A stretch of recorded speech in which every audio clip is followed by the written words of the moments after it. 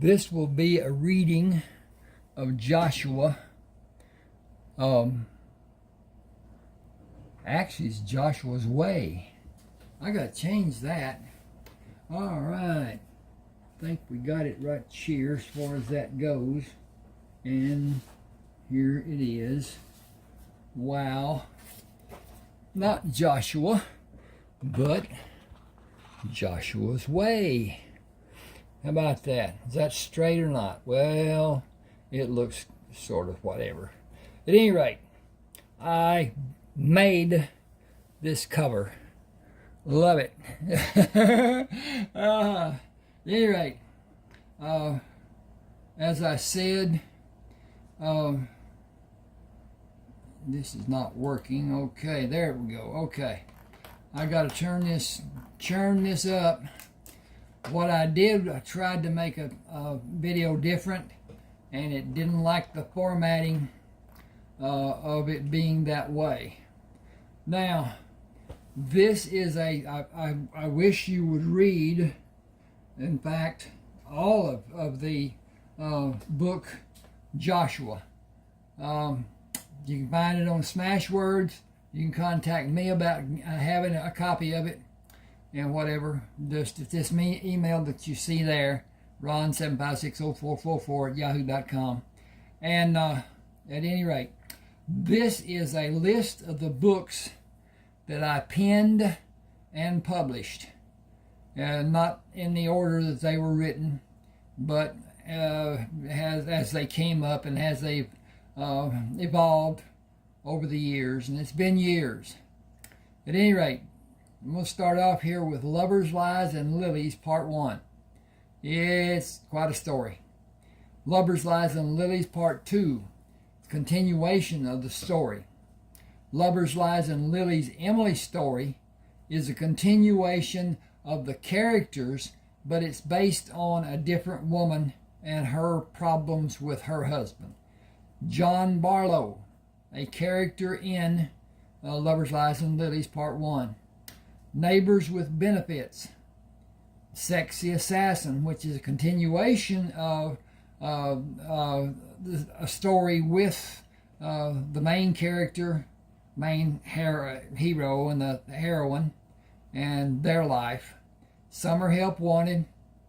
Joshua, Joshua's Way, Guile Crossing are all Joshua Crammer stories. It continues. Guile was a love interest of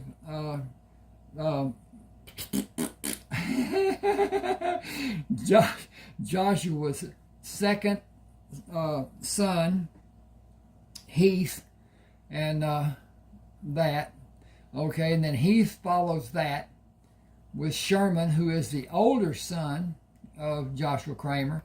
Kinsman Tribe, Part 1, Part 2, which is chronicles actions and adventures and whatever of Cullen Allen. And Part 2, Then Mutual Transitions was the first novel I ever wrote, attempted anyway. Hurricane Bay, Orange County, Rodeo Radiance, Rodeo Reimage, Rodeo Reunion, Rodeo Reimage. Those are three that are in succession.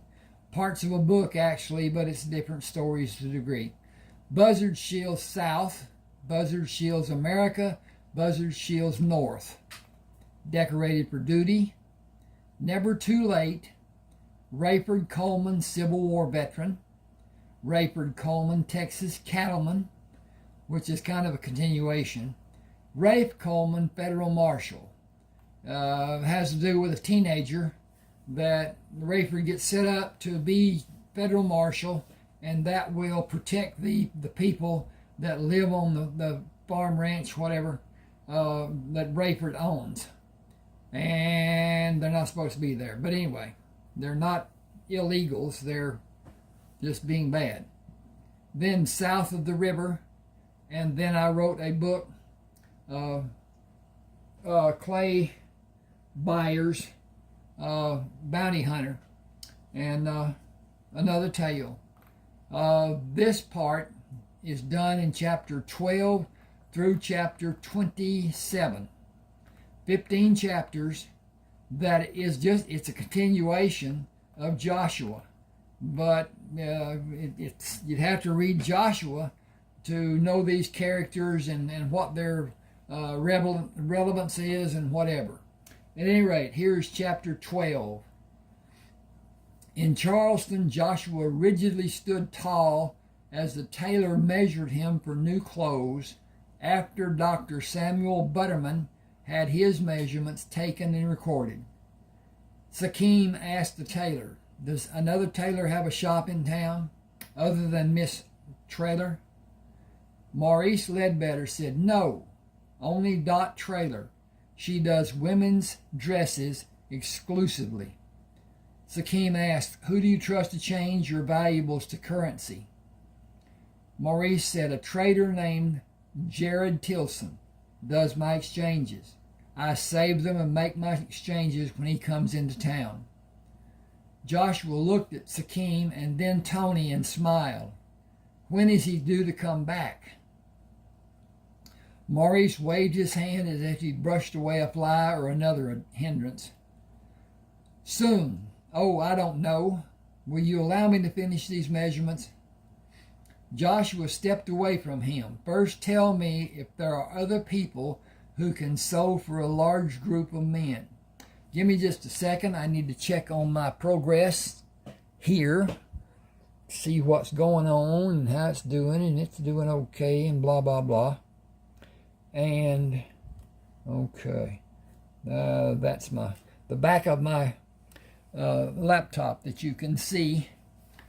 I don't have an office.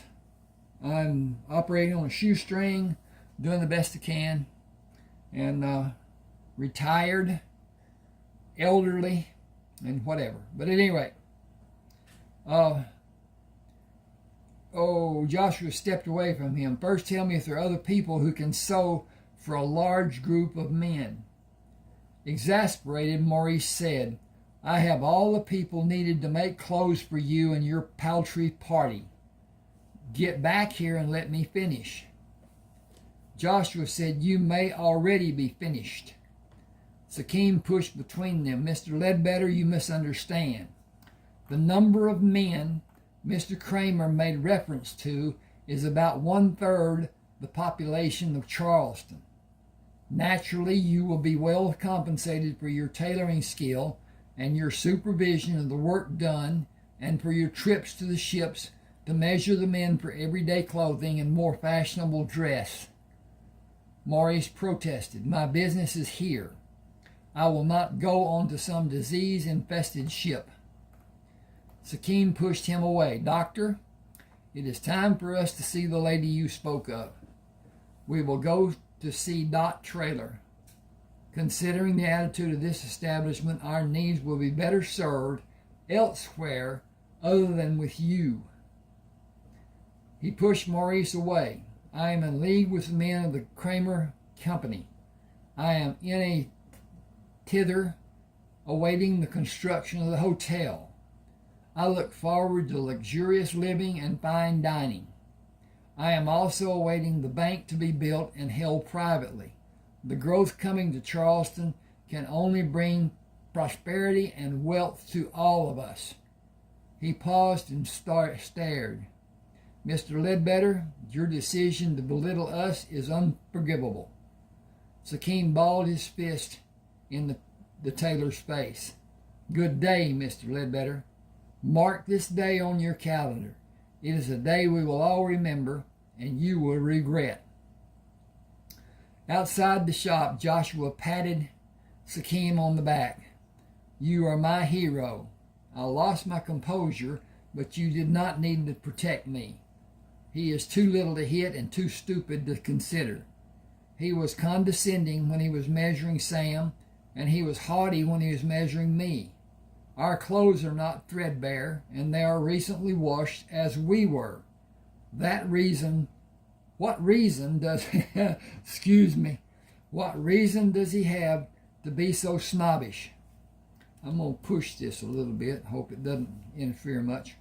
Sakim said, Could it be because we look to be so poor? Sam said, little people often have a less than agreeable attitude.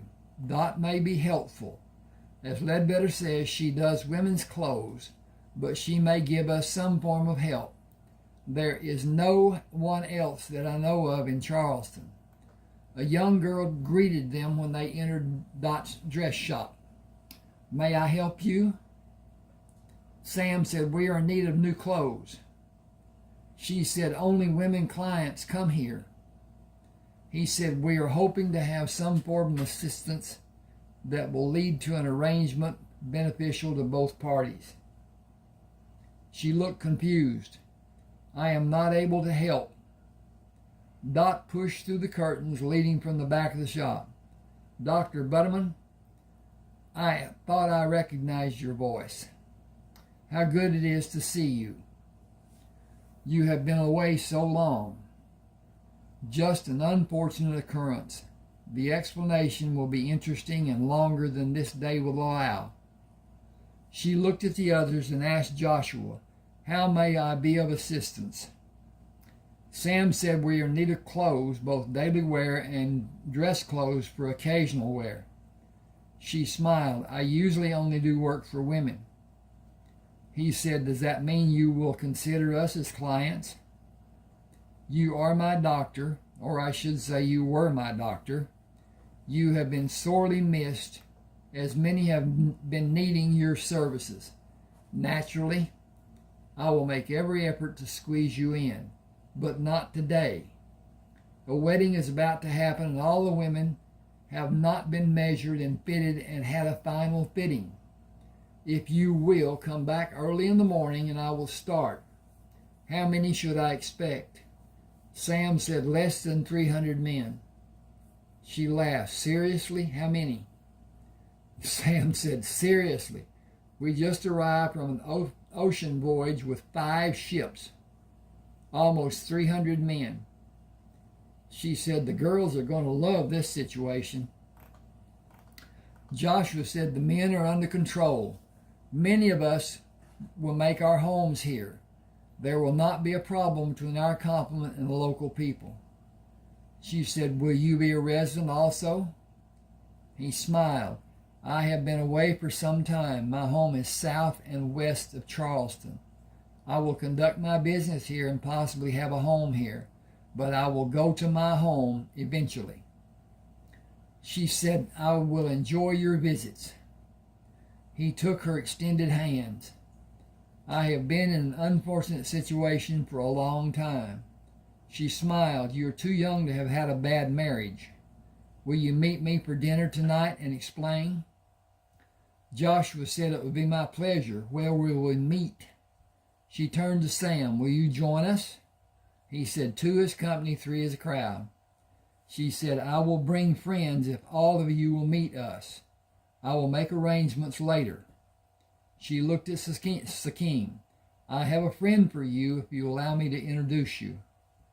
I am surprised, grateful, and delighted.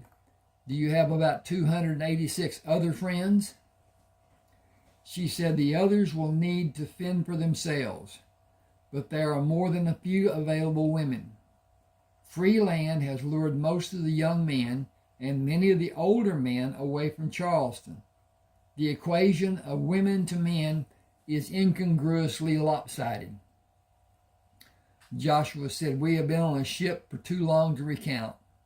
The clothes we have are represented before you. We do not have others. She said, don't you just hate stuffy first meetings? Joshua smiled. I will welcome even that.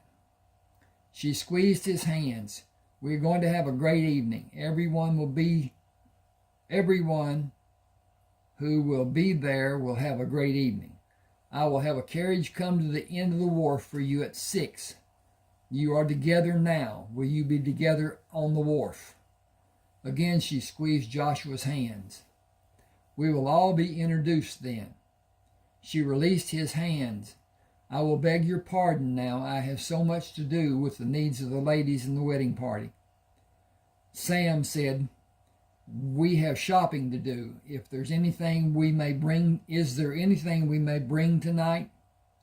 She said, I have all that is needed, but you may want some specialty item to drink. Wine, perhaps? Sam said, until this evening, then. Louisa answered the door of Dorothy Traylor's home. Miss Dorothy is upstairs with the others. You all didn't wear hats? Sam said, we do not have hats to wear. It would not look stylish to wear hats with everyday street clothes. She turned away to go back to her duties. It would make sense to keep your head warm, but that ain't none of my business. Each of the 4 men carried a wine bottle into Dorothy Traylor's home.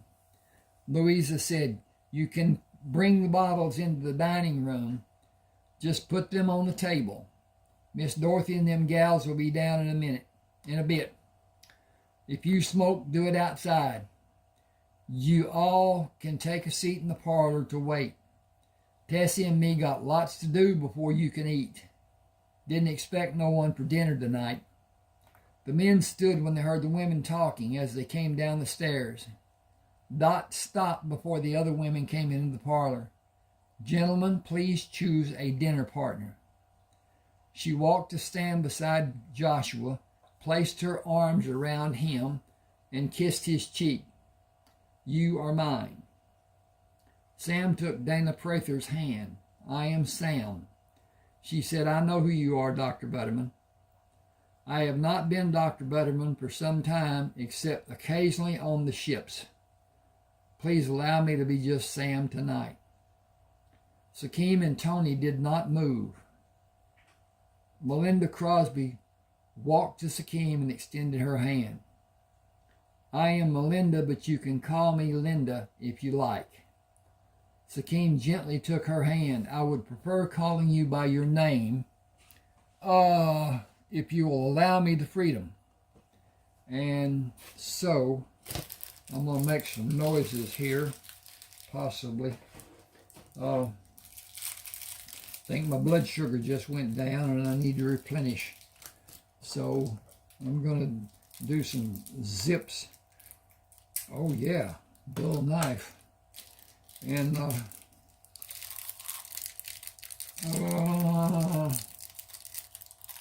well, this isn't working out very well. It's peppermint candy, and it's in a package, and I got it at Walmart. At any rate, I have hypoglycemia, which is low blood sugar at times. In other words, instead of going up like hyperglycemia does, mine drops. And I get all kinds of weird feelings and looking and balance problems and stuff. I keep a packet of sugar. When I was driving, I did anyway. Now I've got a aspirin bottle with sugar in it. Drop a little sugar. The doctors tell me that's a sugar spike, not good. Well, dying's not good either. And being goofy feeling isn't so great either.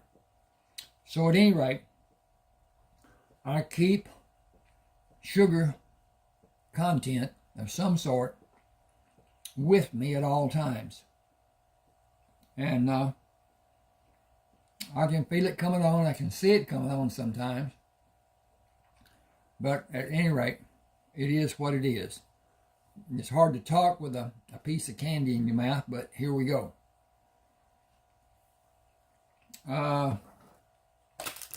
Put that up there.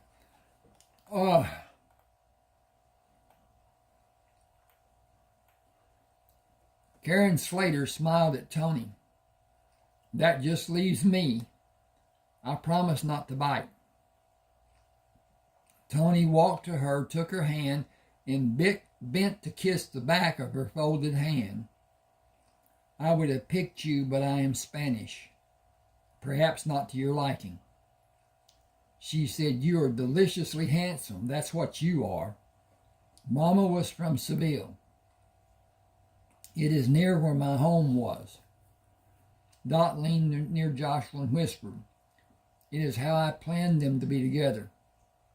She lightly brushed her lips across his ear. He drew away and looked at her with a questioning expression on his face. She laughed. "I chose you this afternoon." Through the evening, conversation across the table was light, with the couples talking mostly to each other. Joshua said, "Louisa called you Dorothy. How did you come to be called Dot?" She smiled. "My grandfather called me Dottie. In grade school, a bully was hurting a boy I knew, and I told him to stop. He hit me, and I did everything I could to him other than spit on him. I wanted to do that, but representing myself as a young lady precluded the act. One of my friends commented about the speed of my attack and its finality. Another said I really put an exclamation point on him. The first friend said it was so quick it was faster than an exclamation. It was a period, fast as a dot. They started calling me Dot, and I have been Dot since grade school." Joshua said, "We stopped at Ledbetter's because your shop is known to cater to women. Our experience with him was not beneficial. He made it known he would only take United States dollars. We have not made an exchange. He said a man named Jared Tilson does his exchanges." Dot said, "My cousin." Joshua asked, "Do you know when he will be in Charleston?" Dot smiled. "Whenever he is needed." Joshua said, "Ledbetter act as if your cousin was his employee." "Hardly. Jared is an independent person. It would take a larger business than Maurice has to entice Jared to work for someone. His business is profitable enough for him to be satisfied." Joshua said, "We have precious metals and gems to exchange." "I can do that for you. Gold and silver has a set exchange rate." Joshua said, "We have a large number of men to pay. We need about $200,000. I have a little, but for that amount you will need to go to the bank in Savannah. I have contacts who will pay you to take goods and supplies there. We will only have one ship capable of carrying a load. If we take the cargo that is on it and transfer it to the other ships." She looked puzzled. "Where is the cargo going?" He hesitated. "The cargo consists of items that are considered to be precious." He leaned near her. "Gold, silver, carved ivory figures, and precious gems." "Joshua, I am totally confused." She leaned into his arm and whispered, "Are all the ships carrying treasure?" He dropped his head, moved his mouth near her ear, and whispered, "Yes." She whispered, "Holy Hannah." She sat back in her chair and turned to face Joshua. "That sheds a new light on the subject. You cannot deliver the different cargoes you have on your ships on the first trip or even many trips. That will be more than the buyer will be able to do.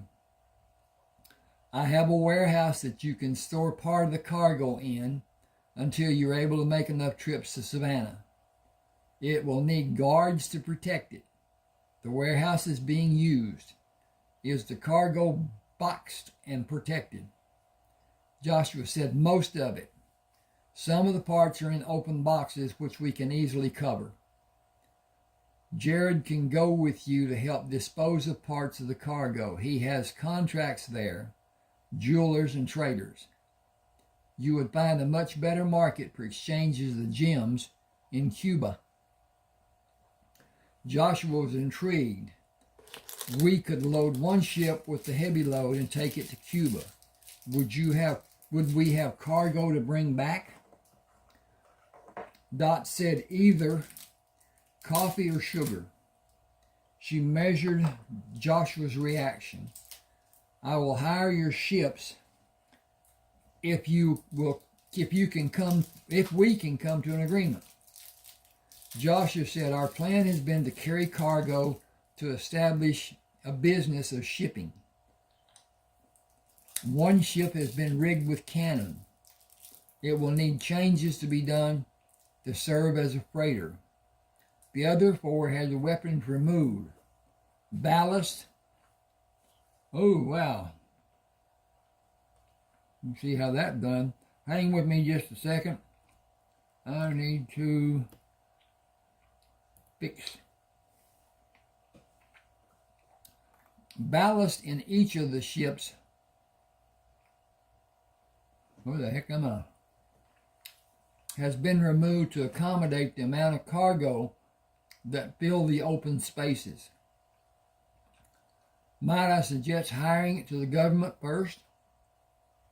The southern waters around the country have been cleansed of pirates. The North Atlantic is still suffering their brutalities. Joshua shook his head. We will operate down here or in the Gulf of Mexico. She said, I need ships to go to Cuba. It will be very profitable.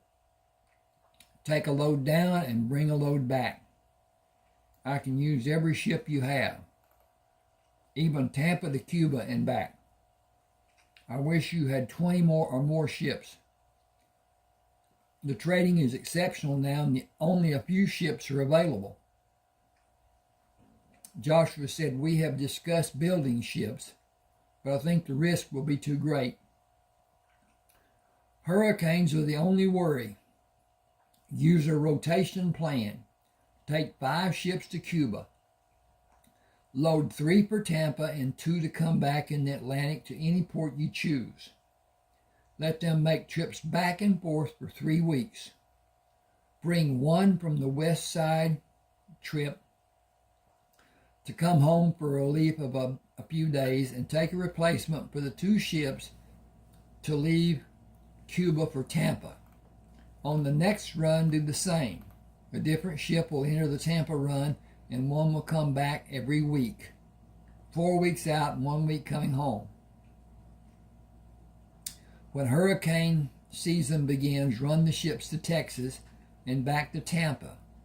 It will be less profitable, but less worrisome also. Joshua said we could even have an extra crew to alternate duties. It would mean a change of crews every week, and the new crew would be on a different ship. The 3 other men stopped talking and listened to Joshua and Dot's conversation. Sakim said, I saw ships being built to pass through the harbor. Are they for sale? We have enough men to put 3 more ships into service using small crews. Dot said, Jared and I have a partnership with one being built. I believe 2 or 3 may be purchased. The men who bargained to have them built have paid as it was scheduled until recently. They stopped construction due to a lack of funds. I will talk to them if you like. Joshua held his hands up as the men looked at him for approval. I am not the boss. I am not the leader. That need ended when we tied up in Charleston. Tony said, who owns the cargo on each ship? Joshua said, we all do. Everyone has a part. Tony waved his hands. Who has stewardship? Joshua protested. I do, but only until the divisions are made. Sakim said, who gets the lion's share? Joshua pointed his fork at Sakim and back at Tony. You both know the answer to that question is a travesty. Tony emphatically stated, we all know what maritime law says about ownership of anything gained on the seas after it is known to be lost. You are the owner of 5 ships and their individual contents. all of the contents, which includes the crew. What you give will be determined by your benevolence. What we allow to be given will be determined by our pride and discretion. We have done very little to earn more than we have already received, and the increase will be for labor done. Your actions saved every man still on the ships and those sitting here now. You will not be allowed to take liberties you do not deserve. Giving us part of the profits is only for our being a part of the friendship. Is friendship. We will not allow you to reward us as a matter of friendship. It was not a partnership as it all began, and it is not a partnership now. Sakim scowled and pointed his finger at Joshua to silence his protest, his response. Woo! Dot sensed the tension between the men. Is everybody ready for wine? Excuse me just a second.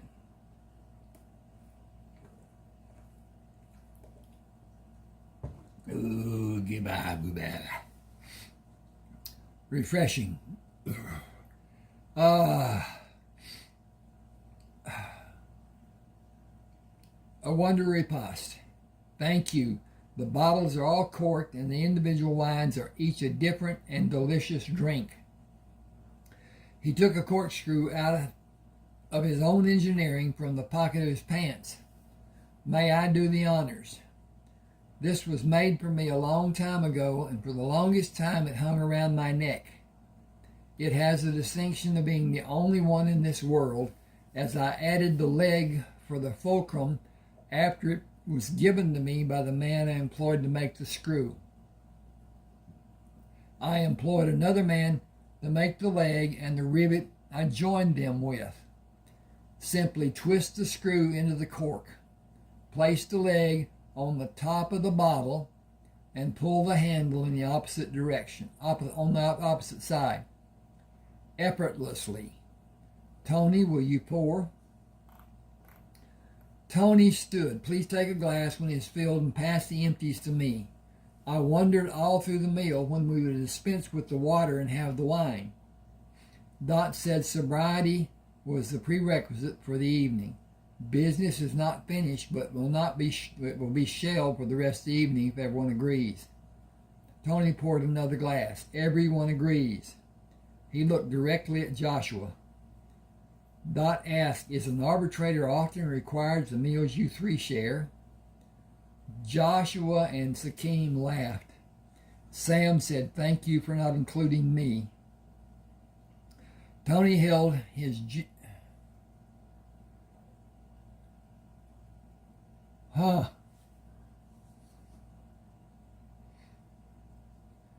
Tony held his gesture. That doesn't make sense. Tony gestured. Okay, that'll do the thing. Tony gestured with his glass held toward Dot. I got to fix that. Give me just a second. I got to find my cursor placement to start with. There it is, and there it is. Held his glass. Oh, okay.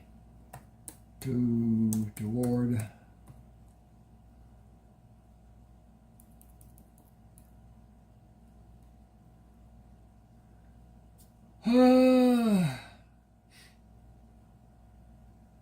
Held his glass out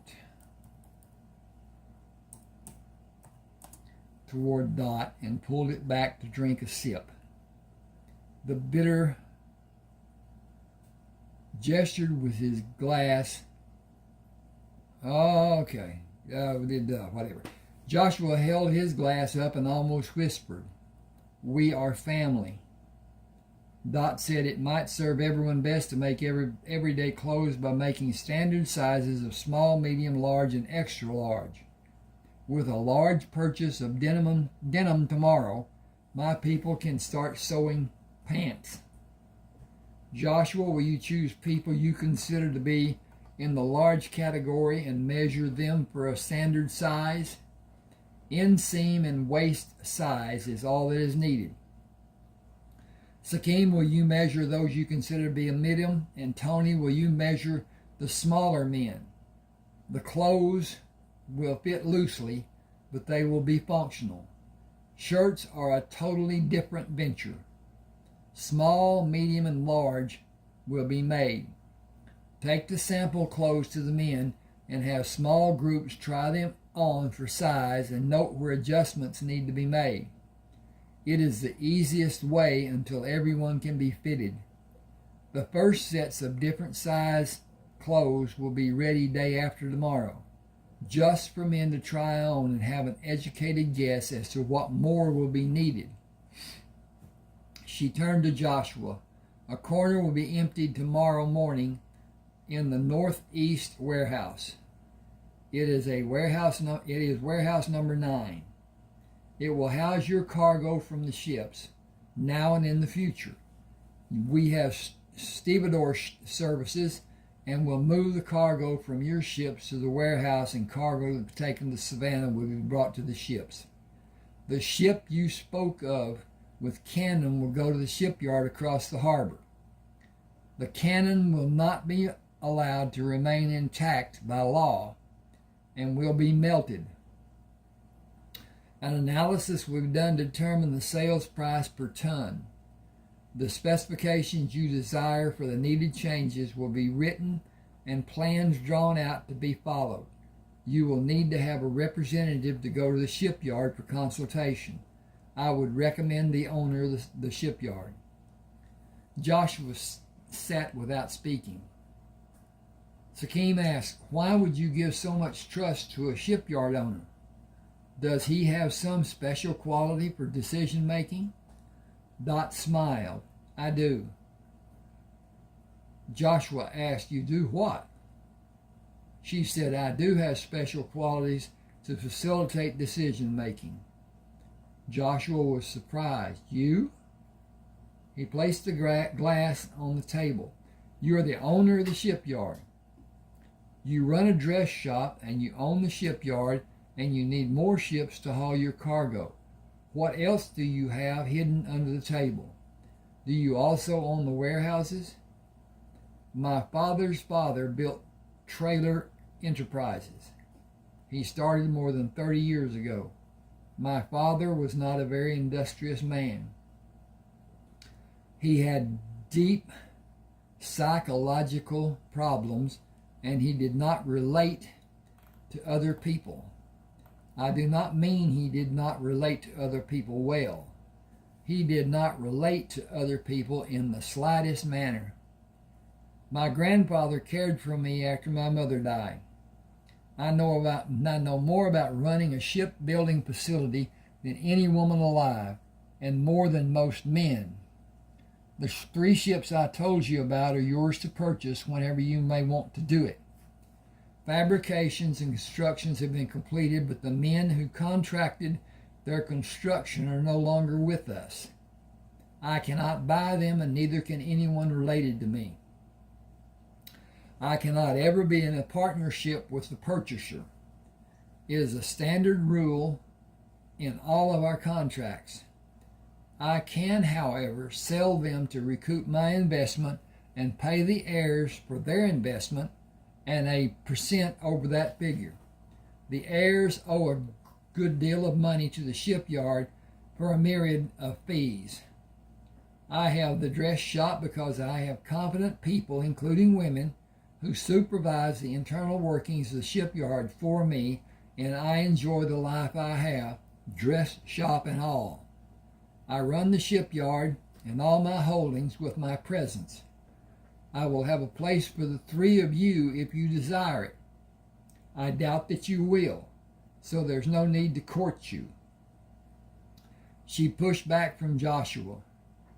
I saw a beautiful man walk into my dress shop today, a man filled with self-confidence who has a gentle touch and a giving heart. 3 others were with him, truly superior men. I had a desire to know all of you in the most intimate ways possible for us. My friendship and my hand out to each of you is a beginning. I asked you here for the purpose of friendship. Business interrupted the beginning of that process. I am truly sorry for that. I'm afraid the reason I asked you here will never come to fruition for me. Dr. Butterman, Sakim, Tony, the women you are sitting with are totally innocent. They came as my friends and had no part in the business that came to light. I am a fool for allowing it to progress to the point of it being a matter of contention between you. I can only apologize. If you will all excuse me, I want to go to my room and mourn my loss, feel sorry for myself, and just cry. Joshua gently placed his hand on her knee. May I come with you? You are not angry with me? He said I could kiss you, but I have never kissed a woman. I have no reference for starting. She put her hands on his cheeks and gently pulled him to her to kiss him. She quickly pulled away and looked down at her hands. All is not lost? Joshua said, far from it. It can never happen. She smiled as teardrops fell onto her hands. Okay, that was the first chapter. I'm going to take a little break here and see what's what. And it's getting late here. And doodly. Okay, that's not bad. We'll do another or two or whatever. My head's doing swimmy stuff. And I should have sugar with me, but I don't. So I'm doing this and making it better, I hope. That's a hope and hopefully a promise, but nothing has come to fruition yet. But anyway, I'm going to get my mouth stuffed. I may still be able to talk, but it will be slurred. Okay, Joshua stood with Sakim on the deck of Leucothea. That's a Greek god the ship was named after. Enjoying a mug of tea. We will be in Savannah Harbor tomorrow morning. Unload, make the exchanges, load, and get underway to Havana. You must do as you see to be needed with selling the gems, but the gold you are paid must be pure. We have the names of the men who will go aboard the galleon to assess the value of the gems each of them will purchase. Jared knows many of them to be honest, but also businessmen. You will need to use your best judgment about watching the buyers during the time they are assessing the value of the gems. I am confident you will be up for the challenge. We will spend 4 days in Havana, 4 days on the ships. We'll sail to Tampa to begin the runs back to Havana and again to Tampa. One ship will break off from the routine, second trip back to Havana, and one of our other 3 will take its place. After another round trip, the same scenario will be done. The crews will eventually be on ships for 7 weeks with a week off before boarding another ship to complete another 7-week trip. Sakim said this life is so much better for our health than our previous life was. Tony came to stand with them, having heard their conversation. I could really become accustomed to this routine if all I wanted to be was a sailor. Sakim asked, how will we keep the men in line and out of trouble when they go into the cities the ships will visit? Tony answered, we will not try. They are grown. If they choose to become embroiled in some difficulty, it will be their responsibility to resolve the problem. Excuse me a second. I told them how to conduct themselves off the ship, especially in Havana. The laws there are not the same as they are accustomed to. I advised them to enjoy their days off the ship and spend the nights back aboard. I have no confidence in it happening as I advised. There may be some who will use good judgment. Others, I'm certain, will win every bet I might make that they will be in some kind of trouble inside the next month.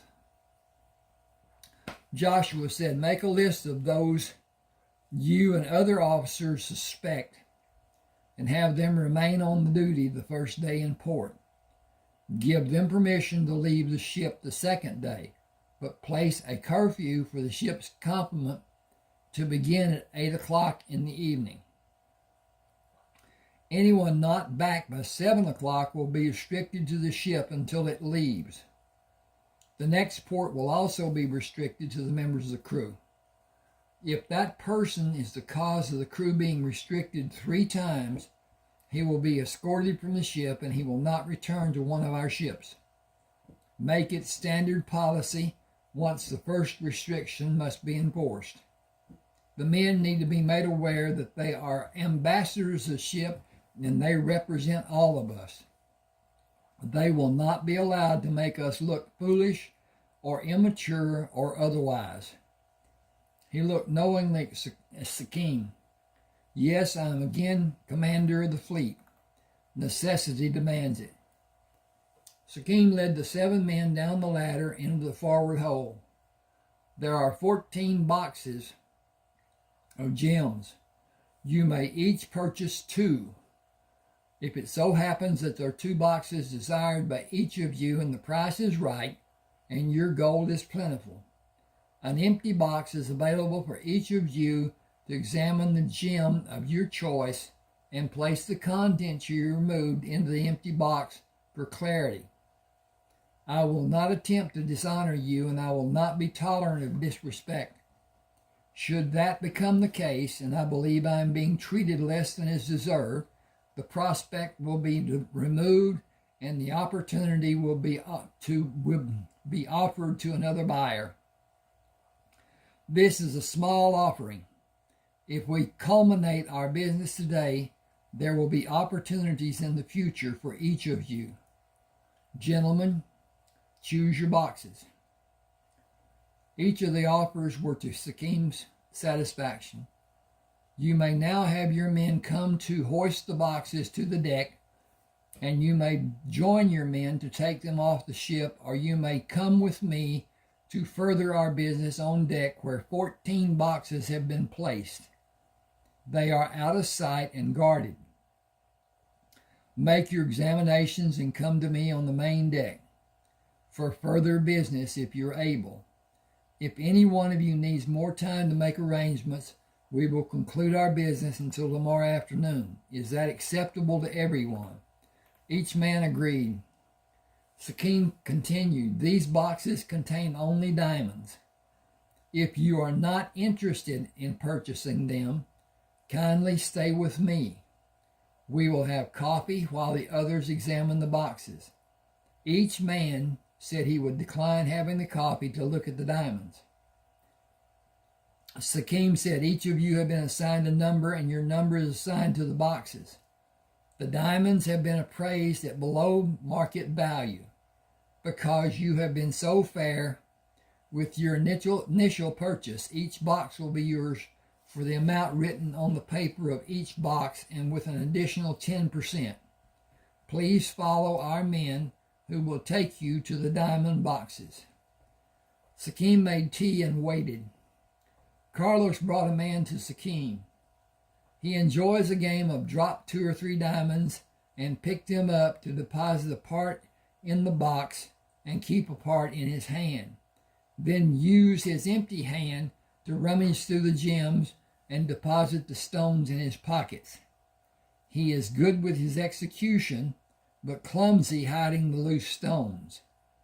He said he was not satisfied with the quality of the stones and wished to leave. I believe that more than 50 stones are in his possession. The man looked to have lost his color and seemed to be on the verge of having a heart attack. Sakim said, "You will be searched unless you desire to forego the embarrassment and place the stones you have hidden in your clothing in the box Carlos has in his hand." Sakim looked at the other men who were brought to witness. The man took stones from 2 pockets of his jacket and 2 pockets in his trousers. Sakim reached into each pocket to be certain each was empty. "Carlos, search him." The man turned and raised his hand to strike Carlos. Sakim grabbed his collar and jerked him backward to trip him and allow him to fall onto the deck. He placed his foot on the man's neck. "If you wish to die, simply resist and I will push my foot through your throat. Carlos, finish this nasty business." Carlos found a hidden pocket in the man's coat with diamonds and a hidden pocket in his trousers also having diamonds. Sakim pulled the man from the deck, ran him to the rail, and threw him into the water. "I am not certain if he's able to swim. If one of you would like to save him, feel free." He started toward the bow. "Our business is concluded. Please tell the harbor master we will leave and the loading schedule to be done on our ships will not be loaded. Please tell your people we will not come back." He moved to stand beside the officer of the day. "Good day, gentlemen." One man said, "It was not our deception. We have done nothing wrong." Sakim chewed his lip and stood at his full height with his fist balled. "If one of this ship's crew comes into your town and murders one of your people, will any of the others be welcomed?" The man said he would be a stranger. His action would be a crime and we would protect ourselves from other crimes happening. Sakim said, "You all witness his deceit and his attempted theft. He represents your town and the governing body and your people and you. He is you." Another man said, "He acted independently of us. We had no knowledge of his actions. We will do anything possible to right the severity of this crime. We will give you..." Oh, I need to change that. That should be his crime, not this. And that says Stinky, and it's his crime. "We all give you our word that he will be prosecuted." Sakim said, "We came to conduct business. We have no desire to do otherwise, but we must assume our crew is not safe from being harmed. They are young and inexperienced and may act inappropriately, even stupidly. Will they then be judged in a different manner than a local person would be?" The man said, "I promise this, for all of us and all our people. Should one of your crew have the slightest problem, I stress again the slightest, we will bring him to the ship for your judgment or his commanding officer in any future incident. We will never allow it to escalate or him to be judged unfairly. Is that enough for us to continue our business today and in the future?" "That is our wish today and in the future." Sakim said, "It was what I desired until he attempted to steal. It is not his attempted theft that is so disheartening. It is the disrespect and the contempt of our intelligence. It is demeaning to all of us, including all of you. It was an accidental occurrence. It was not an accidental occurrence. Hidden pockets, playing a game to deceive us and steal from us and disrespect us. That is how he represents Cuba." The man said, "We all totally agree. May we continue?" Sakim waved his hand. "Yes, of course. We have business to conduct. Continue. You will each have more in the 2 boxes he was to have, and there are 8 more boxes for each of you. I do not believe our business will be concluded today, and if not, loading will not be done today as it is scheduled." The man said, "We will send for more gold to pay for the gems and be thankful for your kindness. Each of us promise it will be returned to you and to your men, today and for all visits in the future. It will benefit all of us. We are delighted to have the jewels. That is a personal benefit for us, and it will have rewards for our businesses. The commerce in coffee and sugar over the years will be beneficial for everyone in Cuba, because the economy will grow and individual living will be enhanced in a multitude of ways. Your ships coming to Cuba never need to wait for the loads of cargo to be taken off and another load brought to the ship. In a matter of hours, if it is possible, it will be done.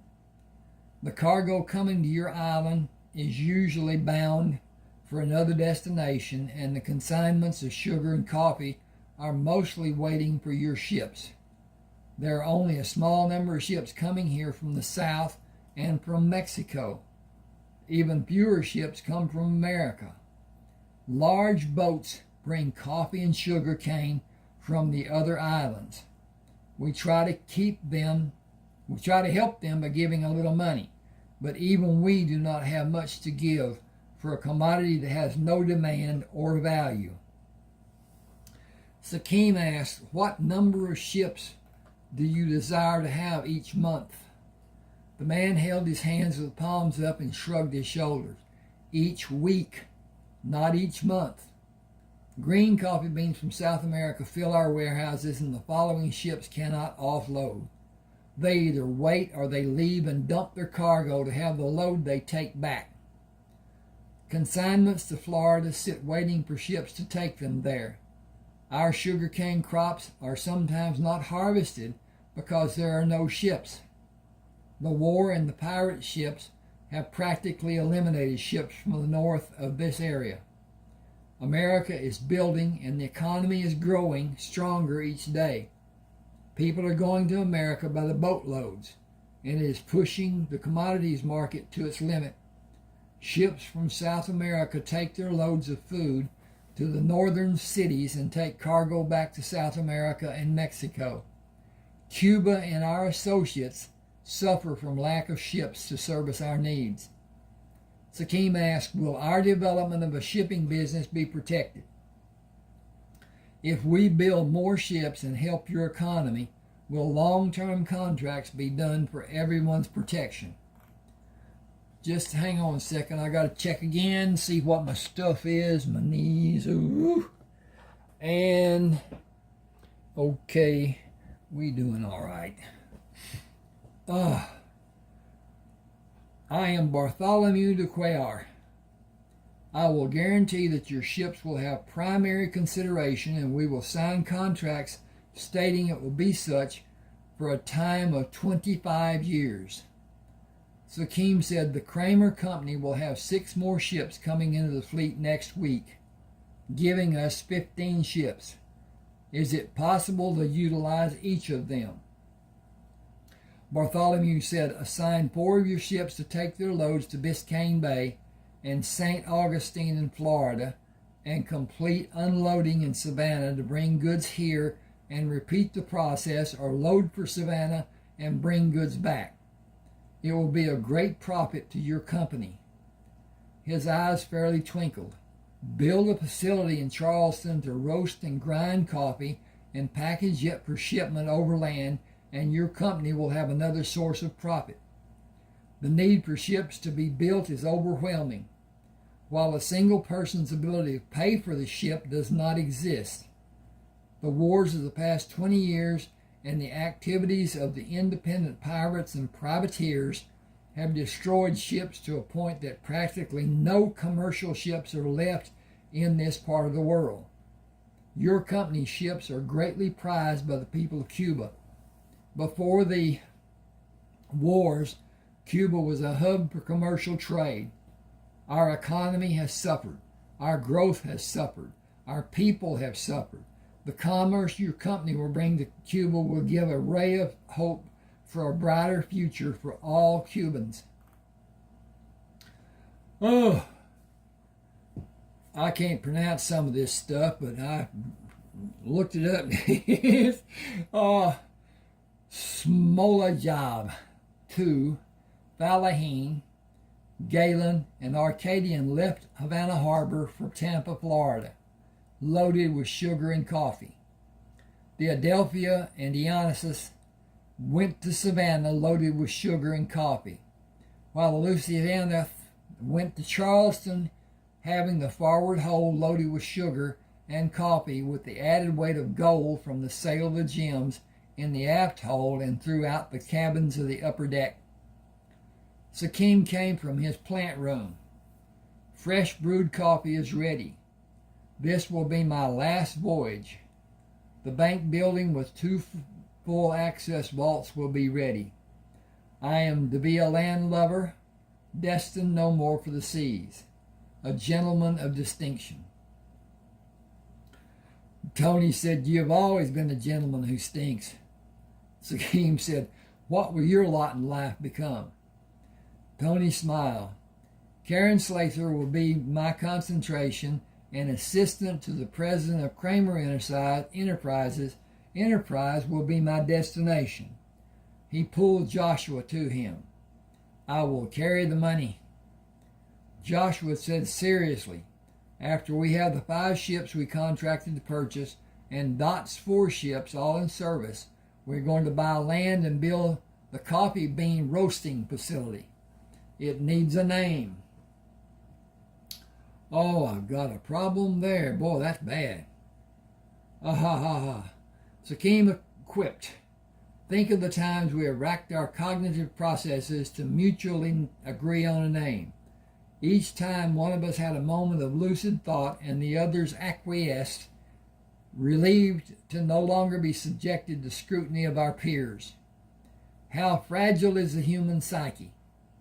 Names for ships were easy. Select a god from some destination of name to benefit the ship and the crew. The name for a house to roast coffee beans is also simple. Roaster's House. A play on words, not hen house, evolved to rooster's house, but roaster's house. Joshua looked at Sakim, who backed away laughing. You are a genius. Sakim. Joshua looked at Sakim, who backed away laughing. You are a genius. Sakim says, I have labored long to convey the height of my mental prowess.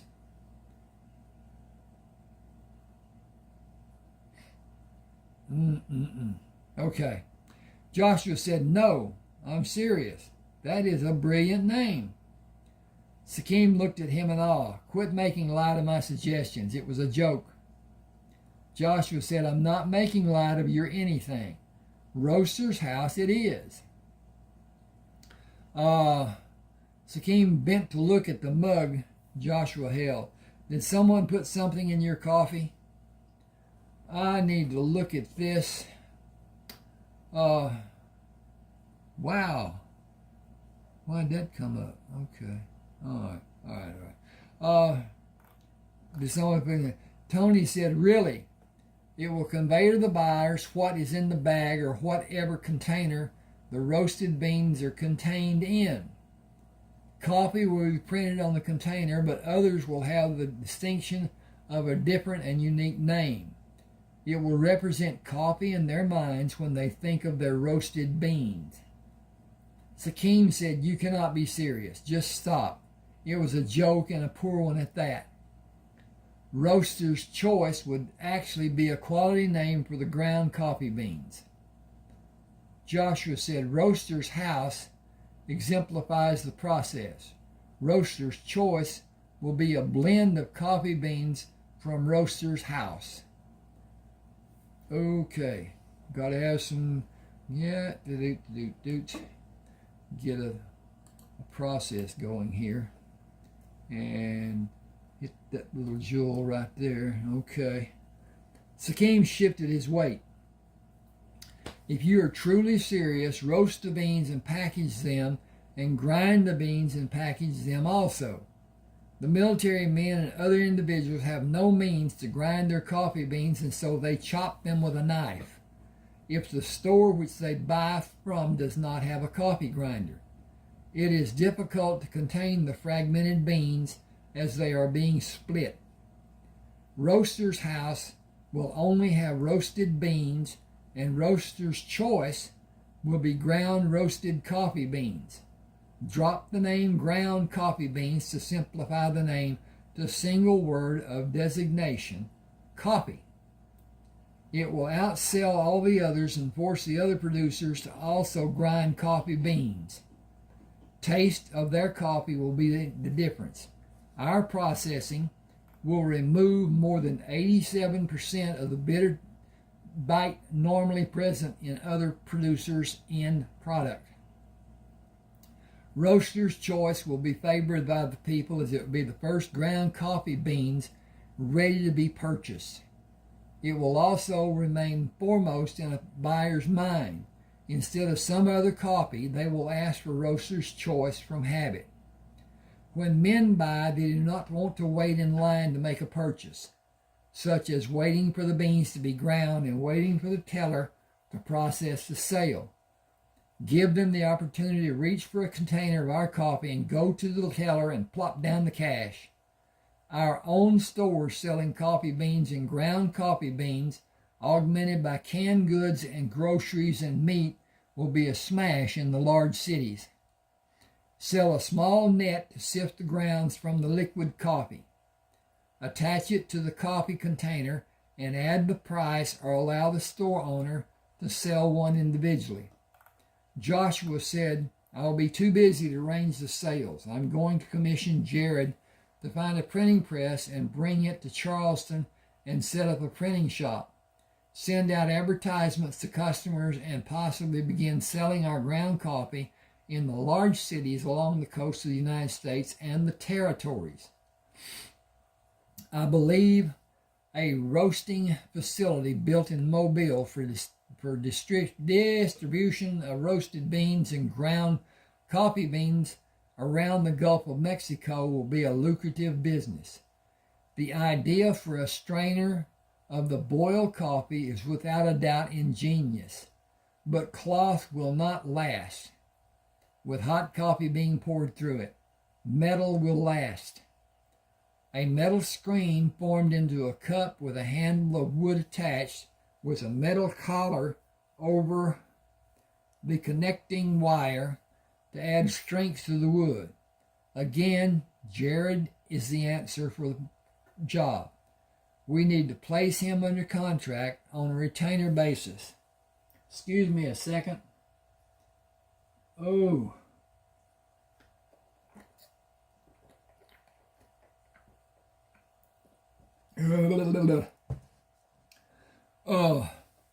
Dot arrived in a small boat to find Joshua sitting in her carriage. "We had a wonderful voyage and a profitable one. I have so much news for you. Will you take me to one of the outdoor restaurants? I would kiss you if this rig had a top. I may have another ship in the yard for purchase and one in my Virginia yard." Joshua said, "For a total of 7. Dot answered, "For a total of 17 as the sum of all our ships." "Is Cuba beautiful?" "What I was able to see that was not much." She took his hand in hers. "You did not have a hot Latin lover while you were there?" Joshua motioned to the driver to leave. Dot said, "George, have you ever had a hot Latin lover?" "No, ma'am. Mine's all been black." Not anybody was saying anything about them being what you might call being hot. You've been calling hot. She joked with him. "George, why, George, are you being modest? Tessie tells me you're a known romantic." "Ain't had much romance neither." "George." "Yes, ma'am. I'm surprised at you." He smiled. "You not as surprised as Mr. Joshua is at you right now." She turned to Joshua. "Aren't you surprised at my being so happy?" He smiled. "Seeing you makes me happy. Caring about you makes me happy." "Thank you, George." George said, "If it was me, I'd be kissing her and not be caring if somebody be looking. The whole town knows you're in love." Dot feigned indifference. "Why, George, what have you heard?" "Ain't had to heard nothing with you flitting around and looking happy like you was about to bust. Everybody's seen it." Dot held her head close to Joshua's. "Kiss me." Hang on a second before he kisses her. Oh, ho, ho, ho. And it is time for us to say, ha, ha, ha, everything's good.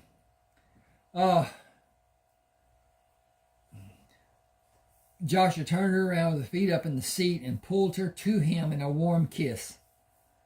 "I could hold you here forever." She kissed him lightly. "I am in heaven." George chuckled and whispered, "Gonna be having a baby coming soon." Joshua asked, "George, what do you think of having ground coffee beans in a sack to be bought from a store?"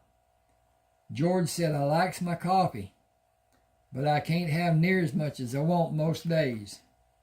"Miss Dorothy, Tessie be grinding them beans for you, don't she?" "Yes, she does." Joshua has asked how you would like to be able to buy coffee beans already ground and packaged for you to open and boil your own coffee. Never mind if you can afford to or not. He asked your opinion. Please answer as if you are totally able to buy as you so desire.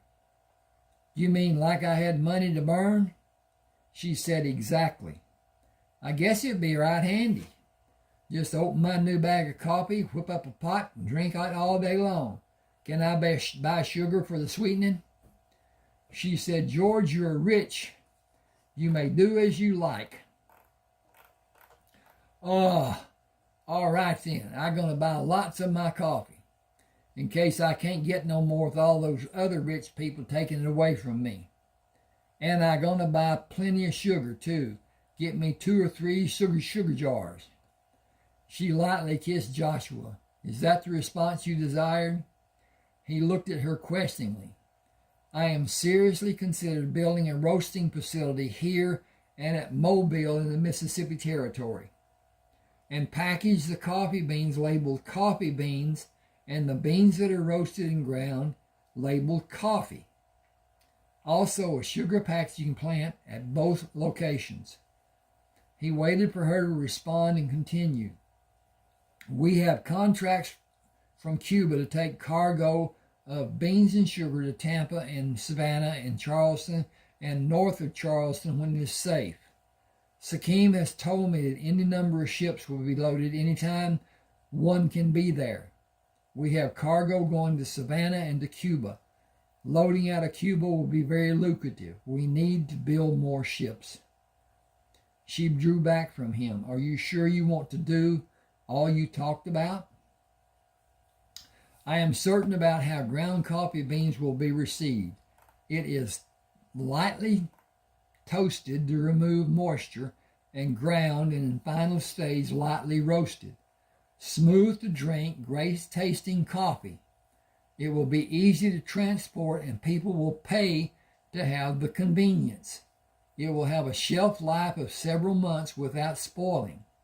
It will be profitable, and I think about it. Sugar is in a protecting bag.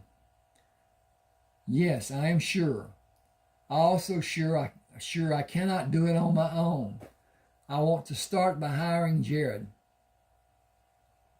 We need a printing press to print the advertisements of store owners to be made aware of the available products. It will be good to have orders before the plant is operational. I want to build the roasting facility starting tomorrow. The roasting plant needs to land. Needs land. The roasting plant needs land for it to be built on." Dot said, "I know the... Oh. Hang on a second here. I got to fix this. I won't remember to do it later. There it is. Okay. Now, I'm going to come up here and click this button right here, and click this button right here, and click this button right here, and click this button right here. And I got that where it won't ever go back. I know the owner of almost all the available land around Charleston." George chuckled. Dot ignored him. How much do you expect to pay for land large enough to house a roasting plant? She pulled back and turned around to sit beside him. You do not have the first idea, do you? You need to hire a manager to tell you the whats and the wherefores. We need Jared. George, send Jeremiah to get Jared. We'll eat at Bertha's and wait for you. Yes, ma'am. Won't take me long to find Jeremiah. George left when Dot and Josh were seated outside Bertha's restaurant. Dot ordered for both of them. There are plans to be made. First order of business is to build a house for the workers to sleep in. A sawmill and mules and saws and wedges and axes and wagons. That is just to have boards to build the houses for the slaves to live in and build the 2 hotels you need for the men in the cook houses to have food for everyone 3 times a day. Then you need the logging crew to have enough wood cut and piled and covered to keep dry before it goes into the pit for heating the roasters. The roaster shelter cannot be ventilated or you lose needed heat, and the men will need to work in shifts of only a few minutes or you will have a bunch of wilted black men. The roasting units rotate. I've got something going on here. Okay, what is that? Oh, print layout. They are loaded when they're elevated and unloaded when they are dropped down. That gives facilities more heat for the men to contend with. The beans are ground and put back in the roaster.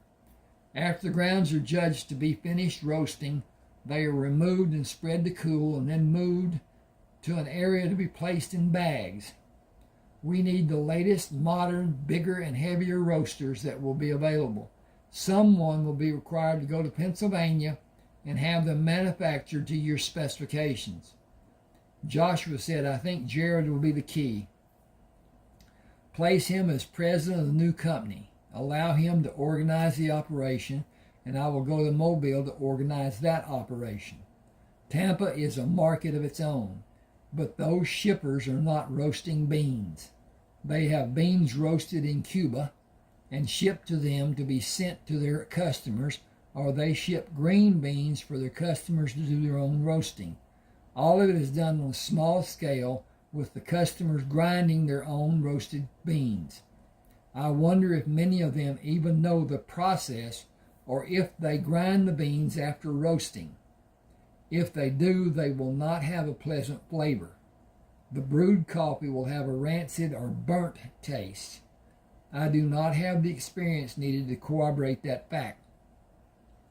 It is only what I have been told and experienced. Okay. And extricated. Okay. Is that correct? That seems correct. Okay. Okay, I'm coming over here and tap that, and tap that, and tap that, and tap that, and come back down here and read. Dot asks, can you hire someone to supervise the mobile operation? I will only buy the land and make the original purchases and set up the logging operation and build the quarters needed. I will only be gone from here for 2 or 3 weeks each time. 4 months should be enough time for it to be made ready. I will come back from time to time. She took his hand. But I will miss you so much, and I will worry about you down in the territory with that lawless bunch of vandals. Joshua smiled. I have never been there, but I have assurances of my safety. You can come with me. I would be delighted, but I can't leave. I have too much to do. I cannot bring myself to trust anyone to be loyal and do as I want done. I had a man at one time. He stole everything he could pick up and carry. Joshua said, I may have advantage over him. He would be afraid of me because he did that to me. I would find him and kill him. Dot looked at her hand in his. I did. You killed him? I shot him 3 times because my gun only had 3 barrels.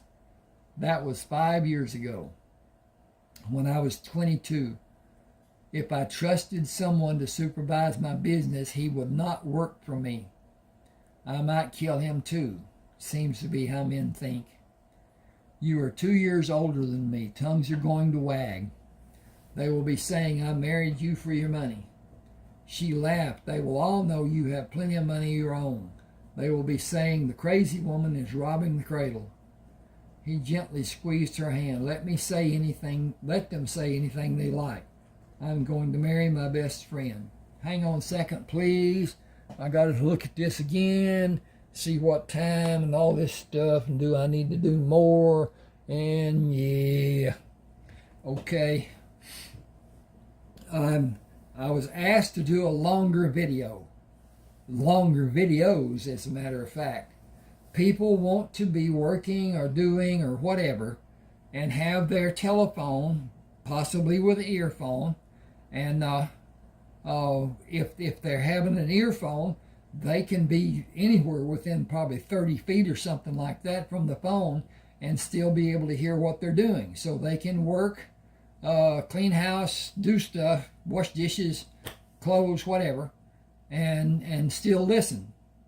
And when the ads are up, they can listen to the ads. It's not a matter of turning them off or anything like that. It's a matter of just listening. That's what everybody's doing. It's just entertainment. The ads can be entertaining. Now, if they're one that I've seen several, they're preachers. Them suckers are windy. They go on for, 15, 20, 30 minutes. Now, I don't know about you. I am not going to listen to that. And I'm going to hit that skip button. And it will cost me money every time it happens because I get paid a little bit each time an ad is played. Now, they have no way of knowing, even with AI, if somebody watched the ad, if somebody liked the ad, and whatever. So they will probably eventually come up with a button you can click that you liked the ad. And so it's a problem. It's a problem. Okay, let's see where we are here. Squeeze in. Let me say, no. Will you be happy living in my house? This is her. That was him. If it will be a concern for you, we can build another one all our own. He said, I began loving you the first night we met in your house. I will be comfortable there if I am with you. She said, I need it to be soon because I feel like doing something that will really sully my reputation when I come back from Mobile. She murmured, Dorothy Lynette Crammer. It is a very respectable name. Joshua stood on the deck of the Acadian on his way back to Savannah and Charleston. He looked up at the night sky. I am without Sakim and Tony for the first time in many years. I did not feel lost going to Havana. I wonder why now. Maybe the night air blowing reminds me of some other time in a distant place. There have been so many. Life is what happens to you while you're making other plans. Diego brought an extra mug of coffee. Talking to yourself out loud? You know it is a sign of old age. Joshua said, sometimes I feel as if I am old and I'm not yet 30. So much has been forced on me. Ma and Pa dying so early in my life, and those damnable pirates and the deceit of Ferdinand, and everything that has happened in those last years. So much to be sad about and so much to be thankful for. Excuse me just a minute. Okay. She has also had losses in her life. It seems we all miss something. Are you missing your family less as time goes by? Diego drank from the mug and stood silent for a time. It takes all my resolve to refrain from trying to gain some bits of news from them. It can never happen. We all know it, but we all still hope. He smiled. I have also found a beautiful friend. We will be married when I can afford a house. She sews for your Dorothy. Joshua was surprised. Diego, I had no idea. You have money in the bank. You can have a house built. 2 months from now, when you return from your next voyage, who will we build the house for? Diego fairly beamed. Clara Anderson is her name. Diego considered Joshua's mentioning his bank account. How much money do I have? Joshua said as a calculated guess, upwards of $1,200. Diego remained silent again. After he finished drinking the coffee, he said, that much money? I'm surprised. Joshua said, you and all the ship's crew may be happy to learn that the length of time away from Charleston will be reduced. We're going to have more ships in the next 2 months, and it will give a few men relief. Crews who want to continue a longer time at sea will have a choice by signing a crew list for a certain ship and choose along with the other men how long to be gone. Longer outings also mean an addition to their money, but the sacrifice can never be calculated. Joshua looked into the night sky. I miss Sikkim. Diego responded, I do too. Got a break here. I'm going to take a break. Thank you.